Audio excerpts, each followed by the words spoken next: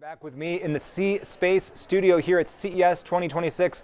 I am James Kotecki, and we are here with LG Ad Solutions EVP of Global Operations, Kelly McMahon. Kelly, welcome to the C-Space studio. James, great to be here. Okay, we want to talk about LG Ad Solutions. First, can you just kind of define what the brand means here at the beginning of the year? Absolutely. So LG Ad Solutions is the advertising technology and media sales arm for LG Electronics. And our mission's simple. We are here to create meaningful connections with brands and the LG viewer on the largest screen in the home. All right. So tell us about what you're thinking about here in 2026. What are some of the themes? Yeah, so a couple of big themes that we're really focused on this year. One is to continue to elevate our home screen as a premium ad placement that's available via direct IO and programmatic guarantee. We're also very, very focused on optimizing for performance outcomes, which we are leaning into both our first-party data to do that and also a few strategic third-party partnerships to do that. And then lastly, we're really focused on developing AI-driven solutions to drive personalization on the television screen, to drive advertising effectiveness and operational efficiencies. So walk me through. I'm a consumer. I've got an LG TV in my home. I turn on the screen. In a perfect world, if you're doing everything that you want to do, what am I experiencing? Yeah, when you turn on the TV, that's when the journey starts for the consumer. You are in that lean back experience, and that content discovery journey starts on our home screen. Yeah. People are very open to inspiration when they're on that home screen, whether that be exposed to endemic or non-endemic brands, and they're open to learning more about new TV shows, new products. In fact, we recently ran a survey that showed 71% of people are willing to learn more about a product after seeing it on the home screen. And when we think about the television experience, it is still very lean back, it's scalable, but with LG we can couple that with precise targeting and measurement to drive ultimately the outcomes that our advertisers are looking for. Do you think that the success there is related to the psychology of the mood that I'm in when I'm watching a big TV screen in my home? Like, if I'm looking at my phone, I could be in any number of moods or in any number of kind of modes in my mind. But usually when I turn on TV in my house, I'm kind of ready to relax. So maybe that's a better mood for me to be in vis-a-vis brand relationships. Yeah, no, absolutely. And I think, and that's where, mood, sentiment, whatever that may be. I mean, when you turn on the TV, our goal is to meet that consumer where they are, is to optimize that consumer experience. People are buying an LG TV for that premium experience, and we want to meet them where they are there. So tell me more about AI. You mentioned it, I think, in your very first answer, which is great because we want to talk about AI all day long here in the C-Space studio. Tell me more about how you're using AI to optimize that advertising experience. Yeah, so we're using AI in a couple ways. And AI in general is going to change so many things for what we're doing. So I think AI is going to streamline the CTV media buying and planning process. So today, media planning is largely, the data points you can use when you're building a media strategy is largely capped by what a human can process. With the emergence of AI, you can now use so many more data points faster and at a much more frequent cadence to continually evolve those media strategies. AI is also going to play a big part in creative optimization. So on our home screen, we review manually every creative that ever runs on the home screen to ensure it aligns with our brand safety and creative policies, and also is just optimized for the consumer experience. Yeah. With this year, we are complementing the manual review with AI technology so we can review more creatives, which then allows us to open up more channels like programmatic to our home screen. And then lastly, I think AI, and there's been a lot of announcements around this last year, and I'm sure we'll see more this year, is that AI is lowering the barrier to entry for brands to be on CTV. Yeah. Because what used to be a really expensive investment to create TV optimized assets can now be done through AI services like a streamer.ai. Right. You can take your existing assets and then optimize them in the ways that they need. And that's really actually driving more adoption from local advertisers, where they can scrape their assets that are on a website or Google reviews and create assets that look really good for TV.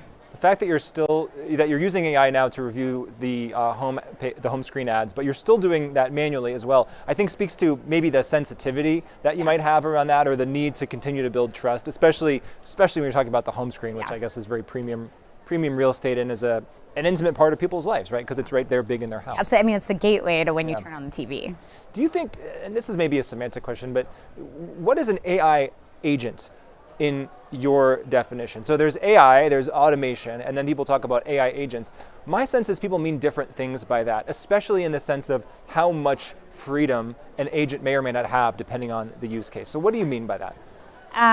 Well, I'm not an AI expert. I'm learning. I think we all are. We all are still learning. But we think, like, if I look at this creative example, I mean, the agent is going to be there to learn from us and then help operationalize and streamline what we're doing. Yeah. So I think that's the way that we're looking at it. That's going to continue to evolve over time.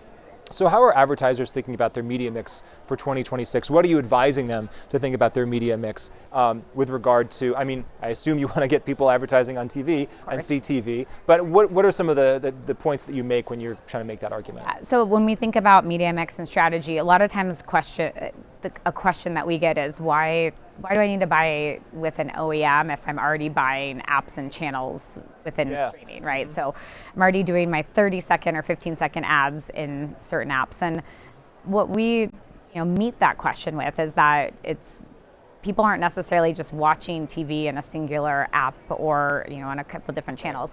They are going into the streaming apps, but they're also listening to music and they're also gaming, or they're maybe using fitness apps. And between those experiences, they come back to the home screen. So being in one singular channel doesn't allow you to maximize reach. So we're really encouraging our clients to think about the streaming journey, not just that single app or single ad break.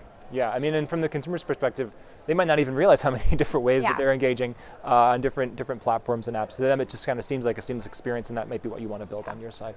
Let's talk about sports and live sports and how that is changing the current, present, and the near future of CTV advertising and what it means for LG. Yeah, so sports has moved.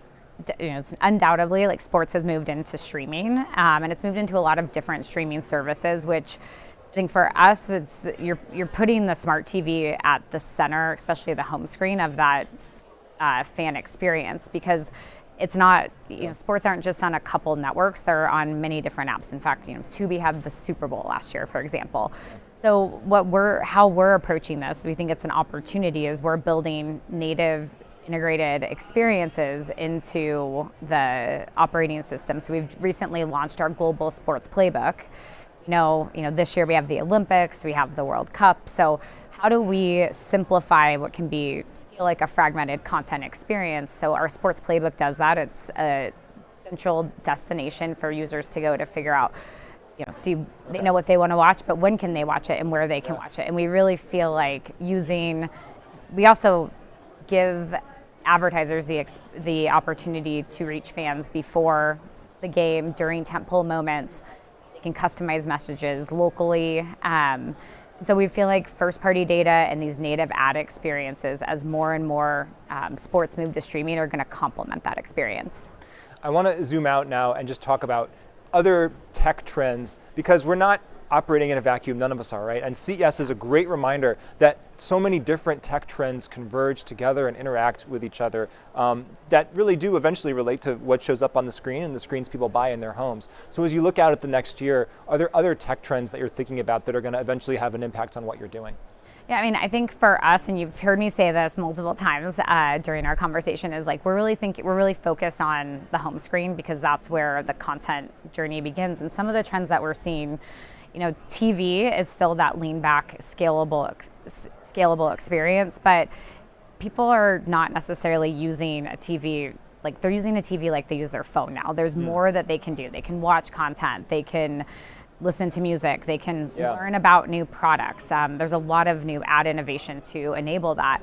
And so what we see is that the TV is quickly becoming like the central digital hub for the home. Mm-hmm. And so the other trend that we're really seeing is that consumers are comfortable with advertising, but they want personalization. They want an ad that matters that meets them in the moment. And that's especially true on TV, because when you go into these streaming apps, it's very personal. It's based on what you're watching, what they think you should watch. And so we want advertising to feel personal as well. And so those trends coupled together, as we really feel that this smart TV is at the center of a lot of what we do, and it's only going to continue to grow.